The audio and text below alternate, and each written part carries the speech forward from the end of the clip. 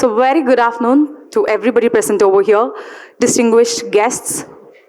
Welcome to the panel session on a framework for India's first net zero industrial park, jointly organized by State Industries Promotion Corporation of Tamil Nadu and the Singapore-India Partnership Office. Today, we will be discussing a framework for India's first net zero industrial park. As we culminate the series of insightful discussions, your continued presence is deeply appreciated. Thank you so much for that. And I'm Nancy, your host of the day, and I am so delighted to guide you through this significant occasion. We're very honored to have a lineup of exceptional speakers with us today to deliberate and share their views on one of the globally pressing challenges of sustainability, how to achieve net zero emissions and solutions to get there. Ladies and gentlemen, please allow me to introduce our panelists. Firstly, we have our keynote speaker, Professor Thai Lee Siang, Head of the School of Architecture and Sustainable Design at Singapore University of Technology and Design, former chairman of the World Green Building Centre, and fellow at the Centre for Livable Cities, Singapore's thought leader on urban development and Global Knowledge Centre for Livable and Sustainable Cities. Our next panelist is Dr. Sendil Raj, the Managing Director at SIPCOT. He's an accomplished medical professional who embarked on a career in the Indian Administrative Service in the 2012 batch. Nextly, we have Mr. Krishna Chaitanya, CEO of Tamil Nadu Infrastructure Fund Management Corporation. And along with them, we also have Mr. Vipul Tulip, Chairman, South Asia and CEO, Hydrogen Business in Middle East, SemCorp Industries. Lastly, we have the moderator for the panel, Dr. Francis Chong, Senior Director, Singapore-India Partnership Office of the Ministry of Trade and Industry, Singapore. So yes, welcoming all of our panelists to this remarkable event. And now, without further ado, let's welcome our moderator, Dr. Francis Chong, to share his opening remarks. Please put your hands together as we welcome him. Thank you. Dear friends, it's so nice to be here and to see all of you in the room. I see some familiar faces and others that I have not come to know. But you have not come here at the end of the day to listen to me speak a lot. I think you are eagerly waiting for our keynote speaker, Professor Thai, and also our other esteemed guests who will share their thoughts on what it means to create a framework for India's first net zero industrial park. My job here this afternoon is very straightforward. I provide some context and then I will moderate.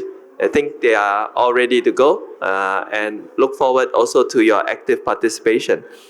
But just some context. So last May in 2023, May 2023, Chief Minister Stalin visited Singapore. And during his visit, the SIPCOT and the Singapore-India Partnership Office at the Ministry of Trade and Industry signed a MOU where we agreed that we will work together on developing sustainable industrial parks. And today we are happy to share some, it's not quite a progress update, but I think you will see that there's been progress in our collaboration. And we're happy to share with you and of course take your questions. Now, what is this net zero industrial park and why do we need a framework?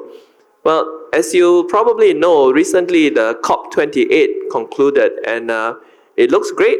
You know, over 140 countries have now made pledges to achieve net zero by the middle of the century or a little bit later. And this covers something like almost 90% of carbon emissions. So it's great. This is at a country level. But it is really a very large scale thing. The entire country, and some countries like India is simply vast. Then at the other end of the spectrum, we have individual companies or even individual buildings proclaiming themselves to be net zero. This is also too small. So when we worked with the government of Tamil Nadu and with SIPCOT, we were very impressed with the vision of the secretaries and the MDs, and that they wanted to explore what it means to have a net zero industrial park, because a lot of economic activity, particularly if it's manufacturing, is going to have to take place in industrial parks. And today, this is what we think is a gap. In India, it will be the first, I believe. We will hear from Dr. Raj about his thoughts about this, but also possibly around the world. So here's an opportunity to do something that's going to matter for the net zero pledges of countries in the world. Then my final remark is to say, well, why a framework? Right? Well, the reason is because without a framework, it's very hard to decide what is going to be inside to define what a net zero industrial park is. And for this framework, it also provides a coherence of the different elements and different indicators that we will have to measure. We do not want greenwashing, but neither do we want to just take indicators from here and from there and put them together in a way that doesn't cohere together. After all, there are many existing frameworks and many existing plans. There's UNIDO's Eco-Industrial Park. Tamil Nadu has its TICSI. There's science-based targets indicators. There's also GHG protocol. There is there's also IPRS 2.0. All these alphabets, what do they mean? And they all have different objectives. So if we are developing the India's first net zero industrial park, I think we definitely would need a framework to pull it all together in a coherent fashion so that when we do get the first net zero industrial park, we know what we are looking at. So that's my remarks. And now it's my pleasure to invite Professor Tai Lee Siang to give his keynote address and to introduce some ideas, and I believe also to challenge all of us. So, Professor Tai, please. Thank you. Good afternoon, ladies and gentlemen. I am now a professor with the Singapore University of Technology and Design, but before that, I was a practicing architect for 30 years, and I became the World Green Building Council Chairman from 2016 to 2018. And thereafter, I was a executive director with the Building and Construction Authority in Singapore. Now, I share that with you just so that you know that the journey that I went through does allow me to speak from certain experience. And most important part is actually when I was World Green Building Council Chairman in 2016. We did a back of envelope calculation at that time and knew immediately that we could never help with global warming if we continue to develop and build our building business as usual. So we came up with the very important movement that today you all know about it. It's called Advancing Net Zero. I was worried at that time that people would not take it seriously, but I'm very happy to see that indeed net zero has now become a common description of an ambition. Now, between an ambition and reality, we still have a long way to go. So my talk today is really to help us navigate this gap. And I'm very pleased to also see that even my friends from India Green Building Council has always told me that if anywhere we can try this is in India. So I'm very happy that today we are witnessing potentially a start of this journey. So designing for a net zero world has always been what I said. But increasingly, I think there is a concern. So the design for a net zero world means an intentional effort to design for it. But since 2016 to today, we are not seeing sufficient design and implementation leading to a net zero outcome. So I'm very concerned, and I think you recently read about certain reservations about whether we are getting there, what is the real achievement of SDG goals up to this point in time. So there you are, I put down Secretary General in United Nations comment about the drastic measures we have to take. So I call this a Plan B. But Plan B is not Planet B. There is no Planet B. But it's more importantly, it's about tackling business as usual, because that's the part that actually gives us a lot of problems. So, just to give you an interesting comparison, I recently took a lot of interest in archaeology, and I kind of look at some of the old cities dug out in the Middle East area. And interestingly, you see the layer on top of a typical ancient city that people tend to build city one on top of the other without addressing the fundamentals.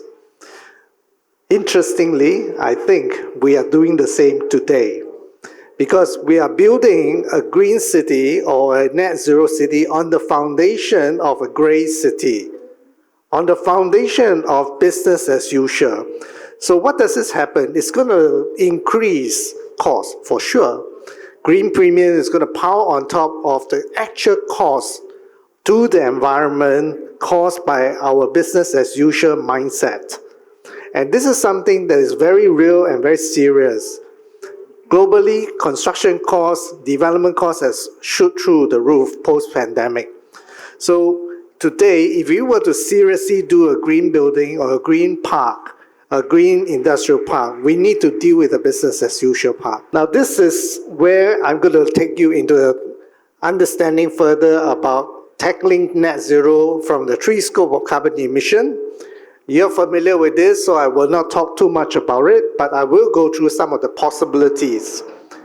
Now, scope one, as you understand very well, is about the direct emissions from particularly building and our transport asset. Part two has got to do with renewable energy and where the energy comes from. And part three, scope three, has got to do with all indirect emissions occur in the company's value chain, including upstream and downstream. Now, I pick up this picture from Apple's declaration of the carbon emission. I think it is quite clear to you that most companies are quite confident in tackling scope 1 and scope 2. When it comes to scope 3, first thing, it overwhelms scope 1 and scope 2 in terms of proportion. Secondly, a lot of these value chain emissions are not directly within the control of the company. So if we were to seriously look at creating net zero outcome, you have to tackle all three scopes of emissions, which I'll talk more about it. Okay, so for scope 1 emissions, there are already enough solutions. I'm very pleased to know that most countries in the world are able to start enforcing certain policies and control on green buildings implementation. Green rating tools for buildings are very well established today, and I think we are seeing results. So the common solutions are definitely involves greenery, renewable energy, low carbon materials, advanced sensors, etc. But try as hard as you would, so this is where it's going to lead on to the discussion of scope 3 emission, is that most of our direct input into the building to make it green only contribute to mitigation of about between 20 to 30%. The remainder 70% of energy consumed by tenants are not within the developer's direct control or building own assets direct control. So this is something to watch out for. Right? We go on to scope 2 emissions. Now, when it comes to scope 2 emissions, we have continuously emphasized the importance of renewable energy in each and every building. So now we are all very comfortable to deal with the issue of solarizing our building. Whether it's rooftop solar panels or even today, the building integrated facade panels, they are all in the market now.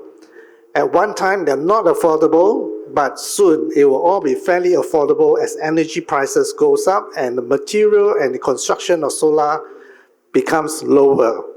Now, I have also cautioned that solarization should not be done with just single building or one building at a time, because this habit exists because we master plan our buildings and our parks and our cities based on individual parcelization.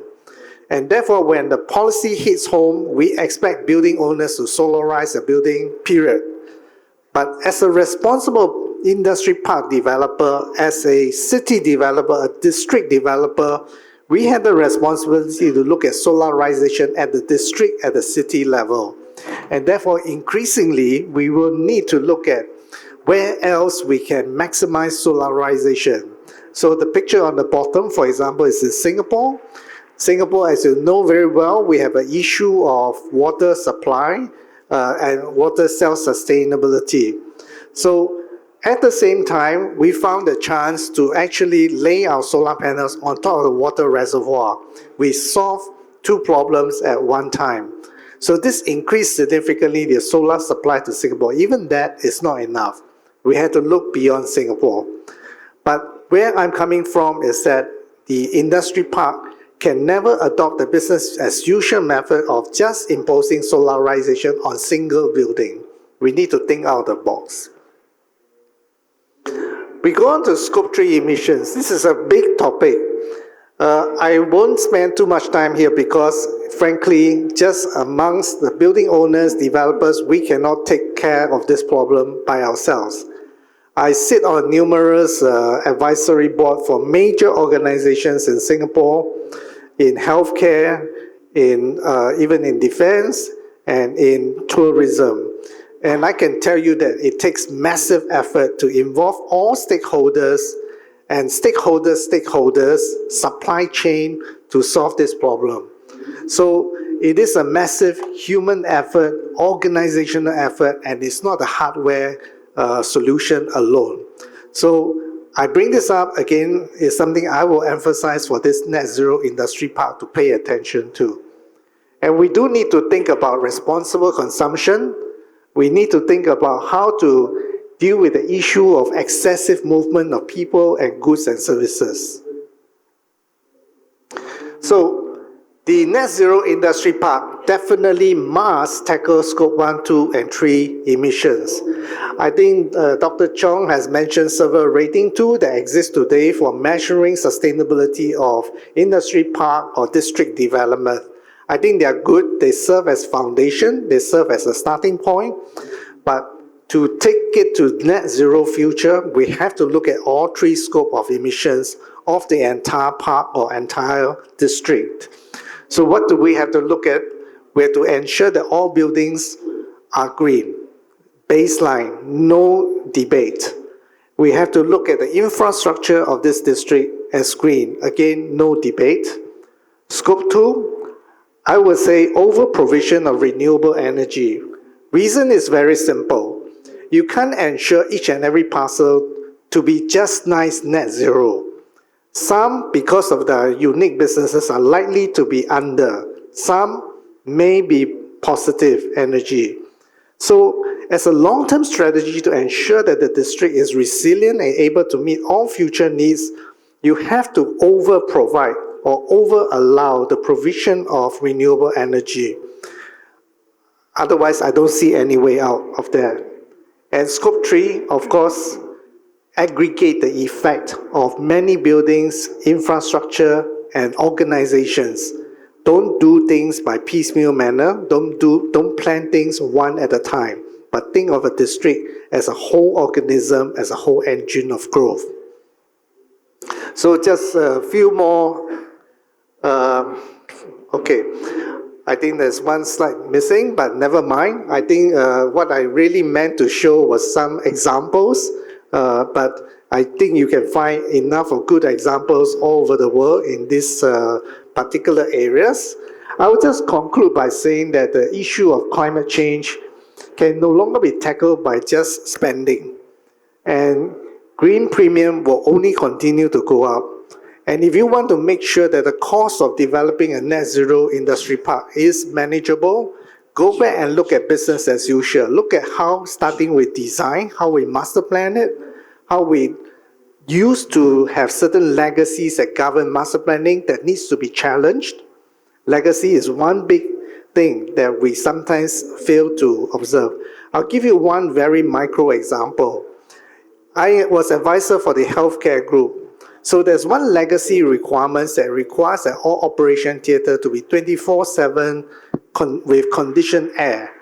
The hospital found out that they actually don't use the OT 24/7. There was something like 30% of the time it was not used. So why does it need to be 24/7? Because of a certain legacy requirement that requires the air quality to be of a certain standard. So they dig down into it and discover that they could do with a lesser standard and lesser specification, resulting in significant energy savings. So these are things that we need to look at. And I would say fundamentally, let's do a net zero industry park with a reset mentality. Let's not think about it as the way I show you the archaeological findings. Don't stack a new solution on the old solutions. Let's do a total reset. With that, I thank you very much for your attention. Thank you so much, Professor Thai, for the insightful presentation, and I'm sure your insights would have undoubtedly shaped the understanding of our audience on this session. So thank you once again for that. Having said that, ladies and gentlemen, next we have an interesting, exciting panel discussion coming up for you, where our panelists are going to share their experience and expertise on this session. So to preside over this panel discussion, let me hand over to Dr. Chong to take it forward. Thank you. I think Prof was very nice, but I think he also set some very high standards and very high expectations. And there will be a Q&A from the floor. I'll take questions later, but for now, I think I would like to invite my panelists to give their responses. So what I heard Prof say was, we cannot do things business as usual. There has to be a reset. And whatever we design here has both the challenge of dealing with, say, scopes 1, 2, and 3, already difficult, but also the opportunity to do things in an aggregate fashion and to look for some synergies. So today we are here because Dr. Senthil Raj and his organization, SIPCOT, has a vision of developing India's first net zero industrial park. SIPCOT, of course, is highly experienced in developing industrial parks, but I would like to give the floor to him to give the first response to Professor's challenge, I would say. Thank you. Thank you, Dr. Chong, for having me here today. And that's a wonderful and breathtaking presentation by Dr. Thai. And my fellow colleague, Mr. Vipul, is right to point out that the solar panel, floating solar panel shown by you in Scope 2 was from his company, Semcog. So that's really nice to see that. And to add one more point about archaeology, as you know, since Dr. Thai was mentioning about archaeology, we are now sitting in a land where you have a significant archaeological finding down in south. I mean, today people talk about Thoothukudi, where the Winfast has right now signed some 16,000 crore agreement, as well as Semcorp also is planning to establish its unit in Tuticorin. So close by Tuticorin, there is an archaeological site named Adichanallur.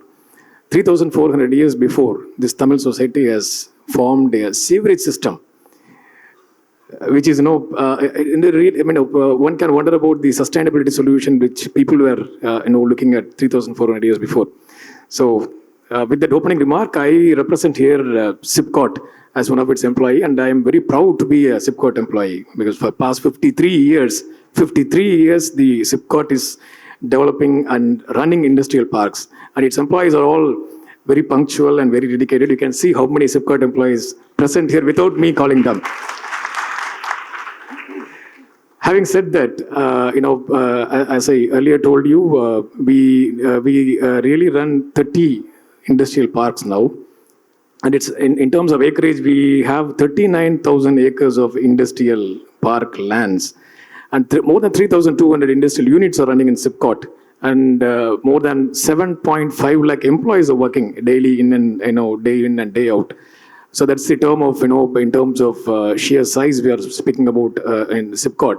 And we also have plans. Our Honorable Industries Minister as well as Honorable CM has plans to further develop 45,000 acres of industrial land in coming days. That includes, almost 20 industrial parks across Tamil Nadu. And yes, of course, as you rightly mentioned, we do have a MOU with SIPO. We are grateful to SIPO for, for past 1 year and more.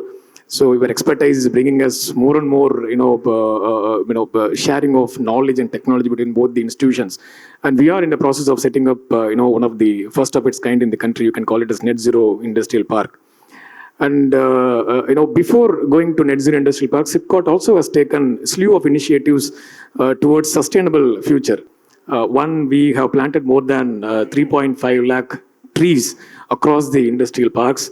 And in all our industrial park, we adhere to the DTCP norms of 10% of OSR open space reserve area, which categorically go for bringing up plantations, and 15-meter throughout the industrial park surrounding, we leave spaces where we also plant and do green initiatives. All our industrial allottees, we ensure that their open spaces are again provided for green initiatives. Even on headquarters, we have solar panels, and we are adhering to more and more sustainable solutions.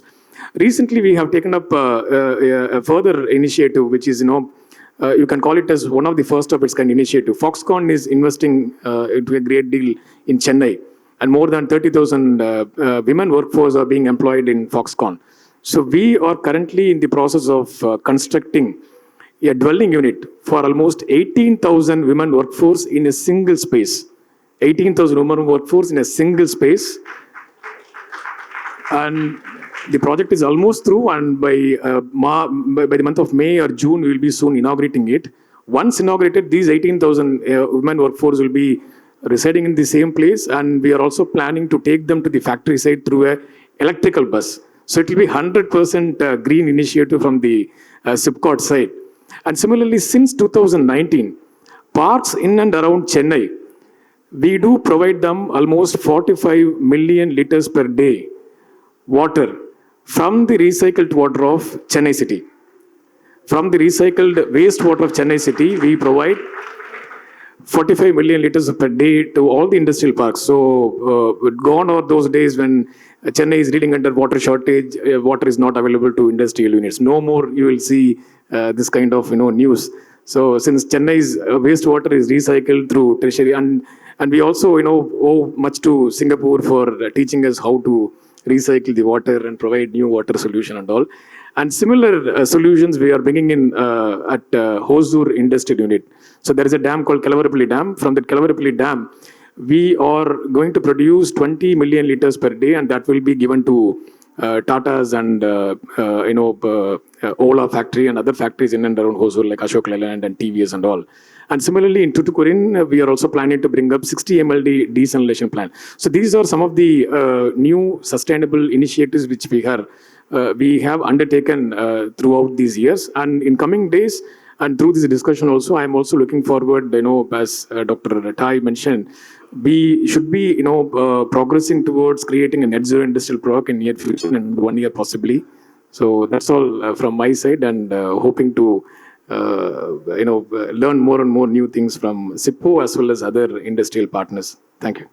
Thank you, Dr. Raj. So it's great to hear all the different initiatives that SIPCOT is undertaking already with the housing for the workers for Foxconn, such a large number, and also the use of e-buses for movement. I think there are all these different elements, and maybe it speaks more to why we might need a framework in order to pull these different learnings and different experiments together. And I did hear you say, did I not, that the objective, the ambition is to have the first net zero industrial park in 1 year? Of course, 1 year. Okay, something to look forward to. We have already, gone through 1 year of discussion. Hopefully, it should come in another 1 year. Let's be positive. Okay. Yes. So we have lots of work ahead of us to turn it into a reality.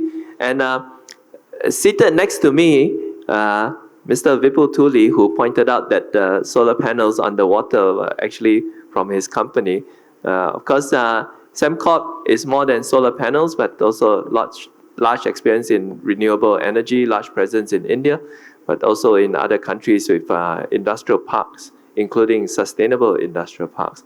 So if we're going to do this in 1 year, and if SIPCOT is also looking for partners, I think I see a bit of sweat on Vipul's forehead. It's like, so Vipul, how is this all going to happen from a business perspective? Prof is on one side saying that, scopes 1, 2, 3, and Dr. Raj is on your other side saying that in 1 year we're going to do this. So please tell us from a business point of view, how is this going to turn into reality? What's really the essential things that need to be inside? Yeah. Well, thank you, Francis, and it's really very insightful to listen to both of you. Just by way of background, it's always very humbling to hear the scale and extent and duration of what SIPCOT has been doing. At SEMCOP, we run a few industrial parks, not as large as what you're saying, about I think 16 or so of them for the last 30 years or so, primarily in Vietnam and then a few in China and Indonesia. I think it's thanks, Francis, also for picking this particular topic for this discussion, because while, as you pointed out, there are many different potential frameworks. We do a large number of industrial parks and we try to make each of them more sustainable. We try to make each of them cleaner. But net zero is very much a next level challenge, and that framework doesn't really exist if we put ourselves to the kind of standards that you, Professor Tai, you laid out, which comprehensively cover scope 1, 2, and 3. So with our background, and as you said, from a business perspective, maybe I'd like to underline 3 aspects that are probably quite important from our standpoint. The first is understanding the business case for net zero better. The second is putting in place enabling government policies and support. And the third is actually making the physical infrastructure, especially the energy and other utilities, happen on the ground. These are the 3 aspects. Maybe I spend a minute and elaborate on each of them. So the first, what do I mean by understanding the business case better? When we go from a sustainable or clean park to a net zero park, we're already talking about a very different level of energy usage across scope 1, 2, and 3. So let's say we take the standard queen bee type of approach, where you bring in a big investor and then their entire ecosystem, their entire supply chain comes along that. A pretty standard way. We've all done it in many, excuse me, it's been very successful around the world. But in the case of us trying to be truly net zero, the business case and how that is going to get done for each of the target industries or tenants really needs to be thought through. So maybe if you take light manufacturing. In light manufacturing, and that example of Apple was very interesting. Let's say that is light manufacturing. Very interesting, very value added, very complex light manufacturing, but light manufacturing. Excuse me. Where in that sort of a case, most of their scope 1 and scope 2 can be electrified. The moment you can electrify, you're already talking about renewables. And there, despite doing renewables, and let's say you do the kind of oversizing of renewables that you were talking about, even there, the true economics of using only renewables needs to be understood from the tenant's point of view. Particularly, for instance, the sun shines during the day, it doesn't shine at night. The wind blows in the evening and more in a few months and less in few other months. So how do you combine these with storage, whether it's pumped storage, hydro, or it's batteries or any other storage? And once you've combined all that and really done round-the-clock or almost round-the-clock renewables, what is the real cost of power? And how do you really deliver that? Which of the tenants can afford that? And which of the tenants will need either help or some support or some kind of transition plan to be able to afford it? And this is light manufacturing. As you go to heavier manufacturing, where steam requirements, heavy feedstock requirements, higher energy intensity or non-electrified requirements come in, excuse me, the planning becomes more complex, because now you need to start thinking about biofuels, you need to start thinking about hydrogen. The moment you start to think of hydrogen, you want to start reconfiguring the very core manufacturing processes of these companies. And not just for them, scope 1, scope 2, but then if you start scope 3, that's a whole different chain. So the level of, I would say, strategizing, the level of planning really becomes very, very critical. If we are going to physically substitute the energy, that's one level of planning. But if we are going to do a substitution, let's say, with environmental attributes, green credits, etc., especially as we go cross-border, then a whole different level of policy complexity comes in. And I'm very happy to see the way India and Singapore are working together to make some of those first cross-border environmental attributes a reality. So this first aspect really is better planning, better understanding of how will we really get to net zero. I think the second piece is this government support, transition support, incentives, etc., and what are the policies. And maybe there are 2-3 aspects I'll very quickly touch on this. I think one, almost any ecosystem you look at, whether it's electrified or it's clean fuels, at least to start with, will require some form of support. So we have to start thinking about where in the entire industrial policies of the relevant states will those support fit in, and how much can be afforded, and in what plan. Then the question is, okay, I'll give you some support, but then I'm not going to give you support forever. How do you transition over time? And particularly, I go back to scope 3. How do you make your scope 3 transition? Because you'll do it in the park, but what about the stuff that's coming from outside the park? How do you truly make at least the key areas of their consumption cleaned up? The other aspect of the incentives is the state governments typically can do a lot, but they can't solve the whole thing. If you're talking about support and incentives, the central government comes into the picture, whether it's customs duties, whether it's GST, whether it's other kind of income tax, etc., etc. So that's the other aspect. But perhaps, at least from Sembcorp's experience, perhaps the most important part of government incentives or government support is having a long-term collaborative mindset where the prize is seen not as the revenues from the park or the taxes from the park. The prize is seen as the economic activity that is created there and the multiplier of that economic activity, which was not there earlier. And I can tell you, especially as I mentioned, we have 14 of these parks in Vietnam. It's been a fabulous experience. In any business of this complexity, there will always be problems. But the question is, with what mindset do those problems get addressed and solved, and in a partnership mindset? And I think there's no better potential than Tamil Nadu, and with your experience to sort of do that. Third and final aspect is then actually making the power and the utilities finally happen on the ground. The whole aspect of, do you pre-invest utilities? If you pre-invest to make them scalable, who carries the cost of that utility while the tenants are coming? Particularly if you bring in private investment to pick up that. How do you actually, to get to that holy grail of net zero, how do you balance if there's a certain demand and supply profile of energy in the park?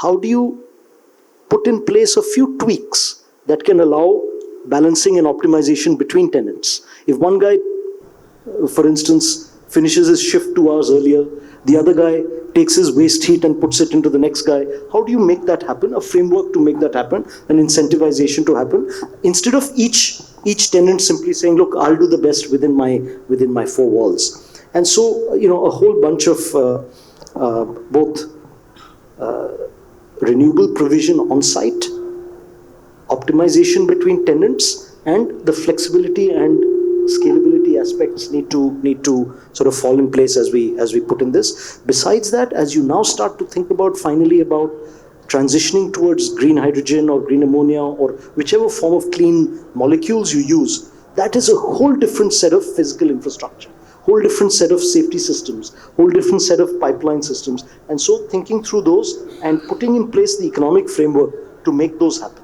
So I'll just maybe, those are the 3 aspects: the business case, the government support and transitioning, and the physical infrastructure making that work. Thank you, Vipul. And I'll say, that for sharing the experience of the company, I'll say, listening to Dr. Raj speak earlier about Sembcorp has been partnering business for 53 years already, and long experience with working with a long-term view.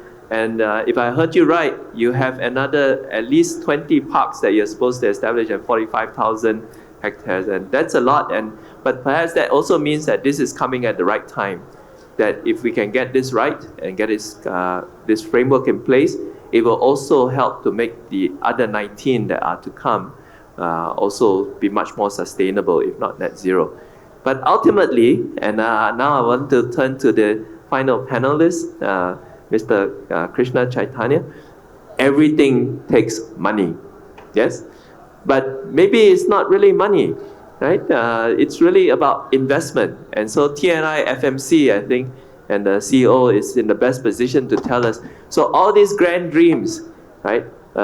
Nothing's going to happen unless there are investments, maybe not only in the actual development, but also in the enabling infrastructure. So I'd like to now give the floor to Mr. Chaitanya to share with us from the perspective and his experience, is this all going to work? Will there be investments coming in for something like this? Or is this really just a pipe dream? Krishna. Thank you, Dr. Chong. I think this is a very tricky question, but I believe in all seriousness that this is definitely something which is going to happen, and this is what is ultimately the requirement. So just a small anecdote. In my earlier firm, I was working in Singapore, and we were having investments in various emerging markets. We had about 1.4 gigawatts of power plants, which we built largely on thermals and combined cycle. And we exited them. We made a good return. I mean, I can't really disclose some numbers here, but definitely a top quartile return. My investor was the UK government. We were managing the platform company of the UK government, the Commonwealth Development Corporation. And what they did was that they gave back the principal amount. The return was with them, and they gave us back that amount. And this returns that we made, a multiple of the investment, and more than a high teen and really high returns in terms of pound sterling in thermal and combined cycle plants. And then we decided that we are not going to do that. We're only going to do renewables. This was 2008. And everybody said that you have really abandoned a formula which worked, and something which really made a lot of money. And we persisted. I'm no longer with the firm, but today the firm is emerging markets' most successful renewable energy platforms. It manages the money that the UK government had given has now become less than 3% of the total corpus that it manages. It ended up raising more money. The anecdote is only to say that an idea like a net zero industrial park may sound challenging today. We feel, yes, there are challenges with respect, there are constraints. Of course, it sounds challenging, it is challenging. But ultimately, what we have to understand is that the world requires this, because there is no, like Professor had informed, there's no planet B. We really need to go down that way. And the anecdote plus what we do now, just a little bit about what we do at TNIFMC. For us, we always believe in one thing. What is critical for us is values drive value.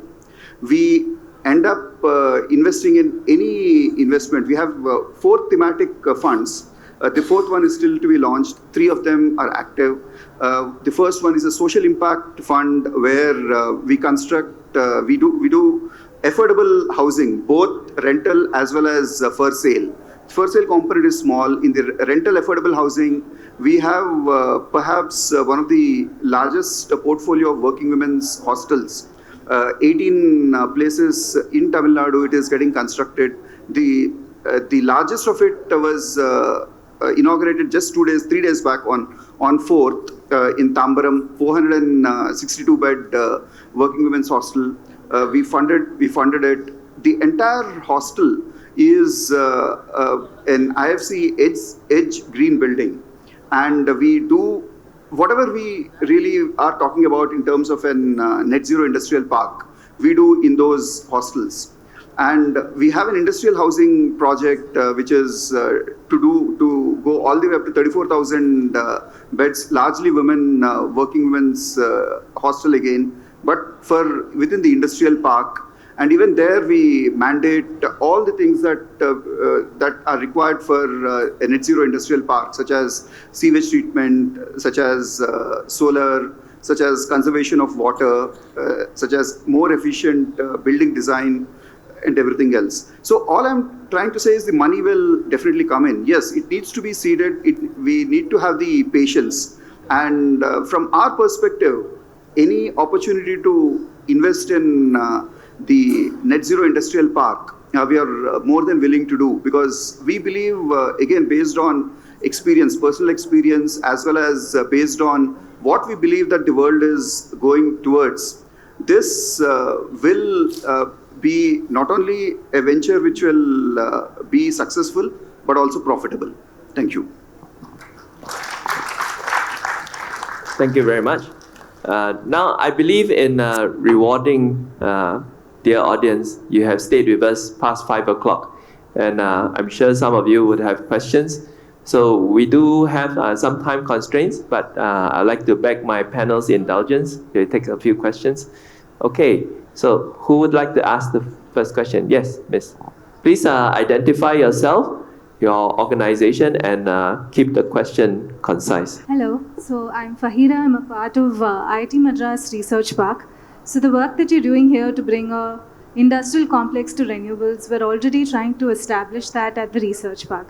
So most of the points that you addressed here as to how do you tackle scope 2 emissions, what exactly do I do in terms of my technical storage systems, how do I balance it with solar, is something that we have worked on and we have published a report on how it can be done with 34% cost savings and a return of investment within 5.5 years. So I just want to put it out there that we have published a report and we'd be very happy to work with you. So if interested, I'll be very happy to work with you. So the report is called Zero to Green, and it's been published with the Research Park and IGBC and CII. And also SEMCORP is a major contributor for our wind plants as well. So, okay, yeah. Thanks very much for sharing that. But did you have a question? I just wanted to say that most of the points out there, we kind of have worked through it and we'd be very happy Yes. to see that happen across Tamil Nadu especially. Wonderful. Thank you. Next question. I have a question. Yes, yes sir. Actually, Could you identify yourself, please? my name is Dinadyalan. I am running a community farming project in southern districts and agri-tourism, nearly 300 acres in Kodaikanal and Koilpatti and Tirunelveli. I would like to, first time I'm saying that Infrastructure Fund Management Corporation, really I don't have much knowledge about that, but it is very interesting. Really, what is the type of infrastructure fund? Suppose the agri infrastructures and other things, are you helping, or only the metro cities only you do the work? While we are called the Infrastructure Fund Management Corporation, we are like the NIF, the National Infrastructure Investment Fund, 49% owned by government, 51% owned by institutions. NIF is also called Infrastructure Fund but they manage other thematic funds. Likewise, we don't yet have an infrastructure fund, but we do have 3 thematic funds. One is Social Impact Fund, which does the working women's hostels, the affordable housing fund. The second one is a VC fund, and interestingly, we have done 2 agri-tech deals there. We have done 8 deals there in the last 9 months, and 2 of them are agri-tech. The third one is the Green Climate Fund, which straddles across the distinct sectors in terms of sustainability.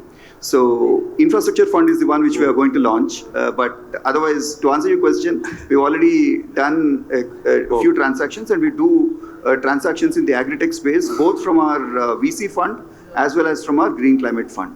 Okay, sir. Happy to discuss offline. Okay, sir. Thank you very much, sir. And one thing that technology-wise, I was asking this one. Now, today agriculture for the fertility part, the soil part, grow bag is helping. The other side, water is a big problem. When there is no water, we understand there is a technology by which there is a machine available. It can take water, it can produce water from the atmospheric air. I just look about the technology or what is that happening. I was told that in Singapore and Japan, these two countries, they have developed this technology. If anyone knows about that, please throw light on it. Okay, but maybe that's not quite for the panel. Yeah. We can take note of that question. Thank you. Is that another question? Yes, please, sir. Him first, and then you. I acknowledge you. Please go ahead. Sorry, Dr. Senthil was in this joint effort. Please identify yourself. I'm from Hindu Business Line newspaper. Just wanted to know about this net zero in this net zero industrial park. Are you also looking at any models in different countries? I believe you're creating a framework for the India-specific thing. But have you also studied in net zero industrial park in other countries? Like, I don't know. I just wanted to know about Singapore, model also. If there's something like that, can you share some light on? Yes. Last year, after the MOU with SIPO, we started working closely with SIPO. And a 15-member delegation from Industries Department have visited Singapore, they have visited Jurong Park, and conversations have keep going. We keep learning from parks all over the world, from Vietnam, from Singapore, and we're trying to figure out and bring our own net zero industrial park. And as you know, if you can say, two most important developments which happened in the past decade, apart from COVID, in the industrial sector, I would say one is regarding IPCC framework 2018, which was submitted, and all over the world after this Paris Agreement, countries came together and thought about bringing down the emissions across the sectors. That is one thing. Second, technology development. As you know, earlier the solar panels are being imported. Right now, we have started producing on our own, like in Gangakondan Sipcot, in Pillaipakkam Sipcot. We do have industries which started producing solar panels. I'm not talking only about solar panels, but also, bringing the technology for TTRO plants, tertiary, treatment plants of water. That's why all over the world, the need for reducing the emissions and committing to the, international commitment of bringing down the global warming to less than 1.5 degrees centigrade to the pre-industrial level by 2030. All these commitments has to be, followed, and there is a scope for, doing it with technological improvement and development. We can bring down the cost, if cost efficiencies, which was not a case 10 years back before, but now it's a case. It can be done, and all over the world, many countries approved. So at this right moment, we need to, seize the opportunity. That's why SIPCOT is aiming for. Thank you. You said it will be ready in 1 year. The framework will be ready in 1 year, or the entire park will be ready? I said the framework will be ready. Thanks. I think But we be must. optimistic. That's why I'm. Got it. Thank you. I mean, we will have to. Professor wanted to add something. Oh, okay, Prof. Just very quickly to mention that Singapore is a very unique example. I think it's worth studying. We are small, of course. The advantage is that we can adopt a whole of country way of managing net zero roadmap. So there is a Singapore Green Plan that clearly maps out all the way to 2030. Now it seems that we even have to do it earlier. The other thing is at the government policy level, there is a control at every building level to gradually achieve super low energy. Not quite net zero, but I think it's again matter of time we'll get towards net zero. So you have this bookend effect of both the individual entity as well as the whole of country. I think that's something which, again, in this net zero industry park, we can learn from this. Thank you. And I did promise I acknowledge you. Please, sir, go ahead. I'm Karthikeyan. I run an AI startup called Veil, and we provide solutions for green tech and climate tech applications. So my question is, in this ambitious mission of making a net zero industrial park, how do you plan on leveraging startups and getting them to help in this process? How do we startups be a part of setting up this net zero industrial park? I can make a quick start. I did a recent study on all the new technology that so-called new, it's like solar panel, EV, etc., they all were not started a few years ago. They were started decades ago. But it just wasn't right time, right place to develop it. But I think we no longer have the luxury of time, wait. So we need a lot of new innovations to go into helping us to achieve net zero. I think this is a golden era of startup. No, I feel, the policy and framework has to be a matured one, where cases like, what our brother mentioned about the AI, as well as our sister mentioned about the study which has been already done, all these things has to be, can be accommodated in the framework, so that tomorrow when we are in the process of establishing a net zero industrial park, all these things can be brought in and, add more value.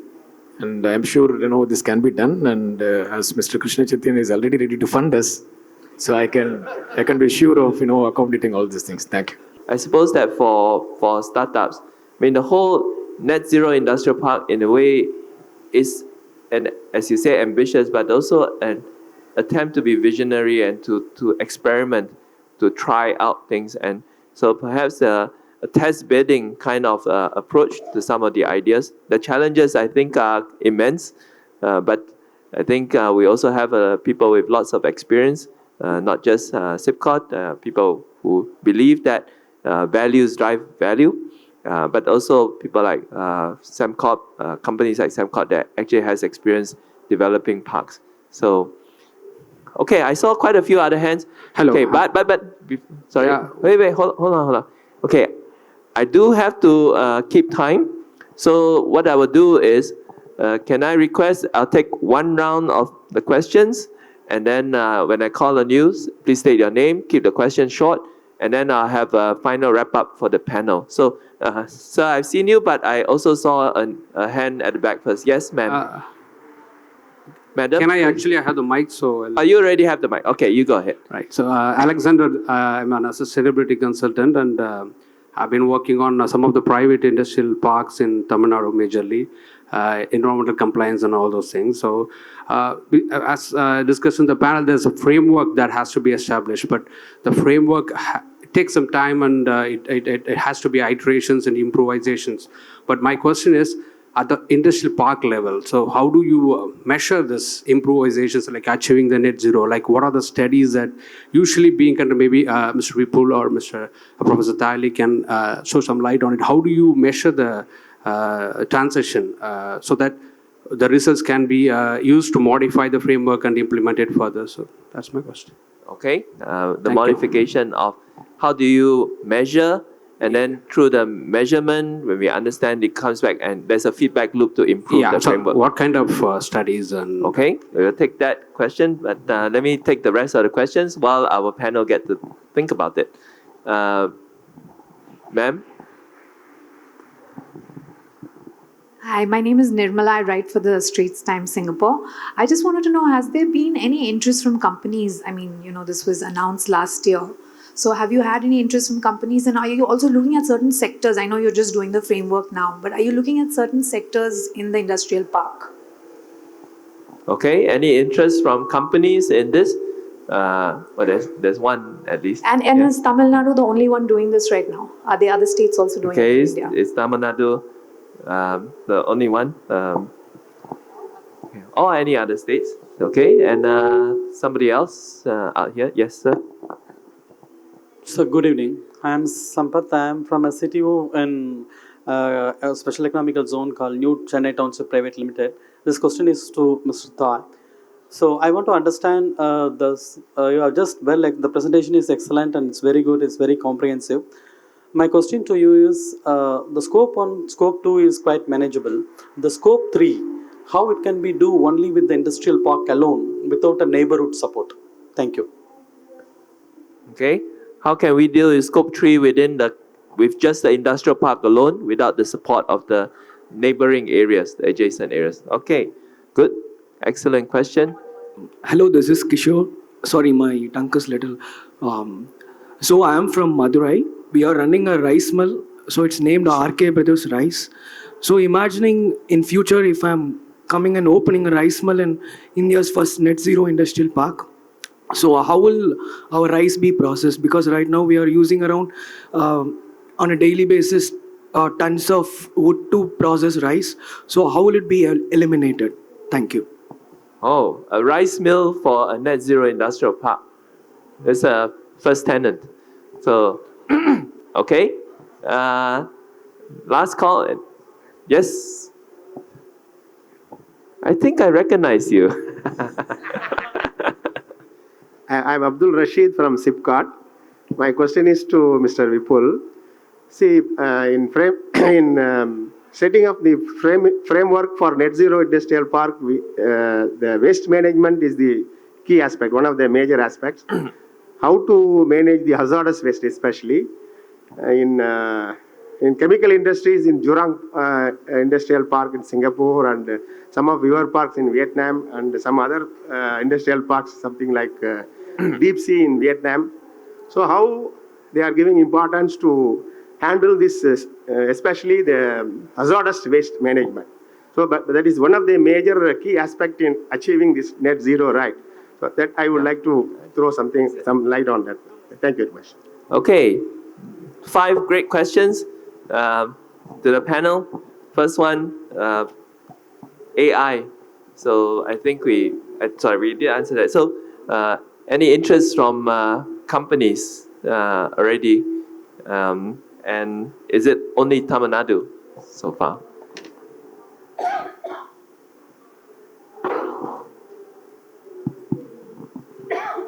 Look, with regard to establishing net zero industrial park, we do have shortlisted 3 parks, and the joint team has already visited. And to the industries where we will be liking to go for net zero industrial park, we'll start with. And industries per se, we have not spoken to any industries, but we are mostly concentrating on bringing a park first. Thank you. Yeah. And maybe I can answer a question about whether it's Tamil Nadu. As far as Singapore-India Partnership Office is concerned, it is only Tamil Nadu so far with this idea for a net zero industrial park.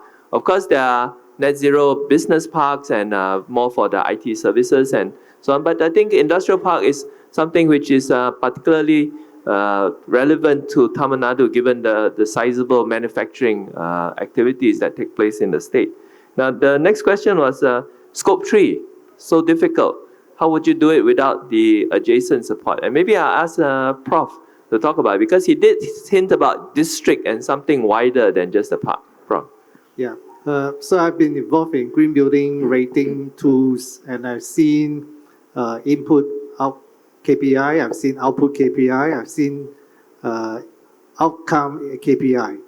But in the last 2 years, in working with companies that seriously attempt to account for the 3 scope emissions, the resultant behavior is far better than all the other rating tools, even though none of them have actually managed to achieve net zero, simply because there's now transparency in scope 3.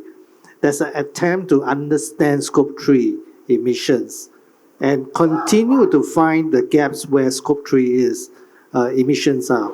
So I can tell you that today there are no organizations that successfully accounted for all their scope 3 with total clarity. But you have to start. You don't start, you don't know where you're heading. So I think that's where the status is today. And I think your earlier question about we need to work with our neighborhood, it's way beyond neighborhood. It's a whole value chain. So it's not just a physical neighborhood, but a virtual neighborhood as well. Thank you. Thank you, Prof. And now move to the question about the rice mill. So how would a rice mill operate in a net zero industrial park? And I think maybe that also answers the question that Namala had asked. So is there interest in company? I think that whichever sector it is, there'll be companies that are looking forward to the future and thinking also about consumers, right, that would want to be able to also play their part to support the efforts at mitigating carbon emissions. So have you had that? So does a rice mill... Wooden logs for combustion, they have to move at certain point of time towards gas and then towards electrical boilers. And as I already mentioned, technology is the key to all these things. And as technology improves and more cost is coming down, we need to adopt more cleaner technologies so that even a rice mill can use electrical boilers, which will not burn more wooden logs, which will not do more emissions. So obviously it is doable. So our friend, keep our fingers crossed. Definitely you will have a place in Net Zero Industrial Park. Thank you. Oh, that's a great promise. And Vipul? Maybe if I could just add to that, I must confess I have no idea how a rice mill works or what happens in a rice mill. But I think this is actually, if you go back to the first point that I had made about planning, strategizing about, and understanding the economics of each tenant who would come in, this is the most relevant question that you have asked, which is really get to the heart of it and say, okay, what am I going to come and do there? As I move, as Senthil is rightly saying, as I start to use a different form of energy, or does it make me more efficient or less, higher cost, lower cost, and how do I make that work? So I think before I come to the final question, I'll say the fact that today we are discussing a framework for a net zero industrial park is already sparking ideas of, so how does this apply to my company, right? And maybe, that is also the path to innovation, because if it seems so impossible, and yet it's something that we want to achieve for the good of our planet, there's no planet B, then that might make the company become even more efficient and more innovative. And then back to your questions about scope 3, and in fact, the district or the industrial park may have possibilities to support a company to become more sustainable, even if the nature of the processes is such that it is very, very difficult, at least in the first iteration. So the park itself, because of the different synergies, might actually be able to be more supportive than if you did it alone. So now, Mr. Abdul Rashid, the final question, and maybe hazardous waste is a you have one more. I was asking, I consult private industrial parks, okay, some of the big ones in Tamil Nadu. My question was generally at a park level, of course, park level is a little tough, is what Mr. Thai... How to measure. Yeah, how to measure. So we need to understand what are the studies generally, because Mr. Vipul said there's a Vietnam park already been established, Net Zero Park. Actually, I wanted to visit it last year, but I'll definitely do that this year, just to understand how it's functioned from a net zero point of view. But these are the private parks, and they are also 40 acres, 50 acres, quite a big size. But when they establish some initiatives, but all are scope 1 level or all those stuff, but they transition to scope 3 level. So how do you measure that, and so that they can improvise ahead, all those things? So what kind of studies that usually you use that it has achieved the net zero status? That's my question. Yeah. No, okay. Just to correct the understanding, we have not established any net zero park. Okay. In fact, what we are trying to do is really have the parks be more sustainable, which means move more and more towards renewable energy. That is the journey we are on. Regarding, of course, measurement is one of the most important things, especially as you go into not just power supply into the park, which is relatively easy to measure, but what is the actual consumption and emission at the individual tenant level. But if I may, Professor, may I defer to you if you have anything to share on this? Well, I think if you look at where we get to today's climate change problem, starting from Industry Revolution to now, 100 over years, do you think that we can get to net zero in the next 5 years? Tough, right? So to me, I think net zero park, we probably should not fool ourselves to say that by a certain date and time, we will be net zero. It's really, really hard. I think we should actually, that's why the framework is so important, to provide a transparent roadmap for us to properly account for our actions and to be able to make adjustment to all these actions, because we know that we have failed to meet the emissions target. And this process got to keep repeating itself. For how long, I don't know. And we are looking for a bright shining star to make a brave start. And I think this could be it. So I hope we make the start. Just quickly, that net zero is always a carbon footprint. But what about the water that we save and waste that we reduce in the park and all those things? It all has to be accounted for. Okay. Yeah. Thank you. Okay, then maybe the last question on hazardous waste treatment. And so how do we deal with it for a net zero industrial park? I'm not sure what anyone wants to try. Since you addressed the question to me, to you, yeah. Not being an expert in this, in hazardous waste treatment, I though would like to share two learnings that we had from our various effluent treatment facilities in some of our, not in the parks themselves, but in our effluent treatment business. Two learnings to share. I think one is the value of centralized combined operations, and rather than each tenant trying to do it themselves.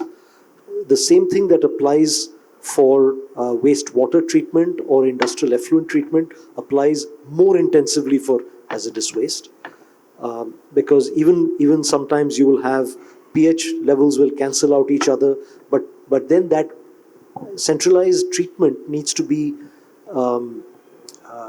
set up in a way that the pre-treatment at individual tenants works properly, and there is enough digital sensing and digital measurement that you can anticipate surges or slugs that are coming into the final final treatment. So that's one side of it, the centralization. I think the second is really the role of the local, let's say, government enforcement discipline. Because ultimately, whatever you put in place as the treatment method, that is the final line between the pollutant and the environment. And especially if that, whether that's done by a government corporation or a private corporation, it's some corporate entity doing that treatment. The support that that corporate entity is going to get from the full backing and power of the law is really crucial. Because there will, especially as you go to hazardous effluents, you will always have places where it is easier for the tenant to just let it go to the central facility than to treat it. It's always cheaper to let it go. And so you don't want just a corporate entity just dealing with that. That corporate entity has to be backed with the full force of the law behind them. Thank you very much. And I'm afraid I have to draw this to a close. So what I got from this, dear audience and dear panelists, is that I started having this impression that this whole point about net zero industrial park framework is like this giant elephant. And we're seeing bits of it. We're seeing rice mill. We're seeing what happens in the surrounding areas. We're seeing waste effluent. And ultimately, we have to all make it cohere together. And the framework is intended to bring all these different elements together. And it also looks to me to be true that if we want to go fast, of course, we can do it individual companies, and some would be able to do it, and others, rice mills, might struggle with it.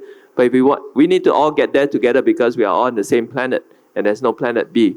And so, SIPCOT, my partner here, Dr. Raj, and the plans that he has for Taman Nadu, I think, is a way an industrial park brings together many different players and many different stakeholders. And beyond the boundaries of the park, also the adjacent areas would also both play their role, but also hopefully be positively impacted by the industrial parks, as we have already discovered in the example with Foxconn.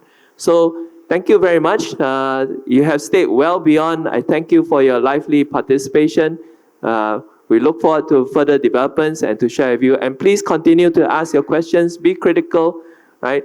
We don't have all the answers, but together we will find a way forward. So please join me in thanking my wonderful panel, Dr. Raj, Mr. Chaitanya, Mr. Vipul Tuli, and of course, Professor Tai.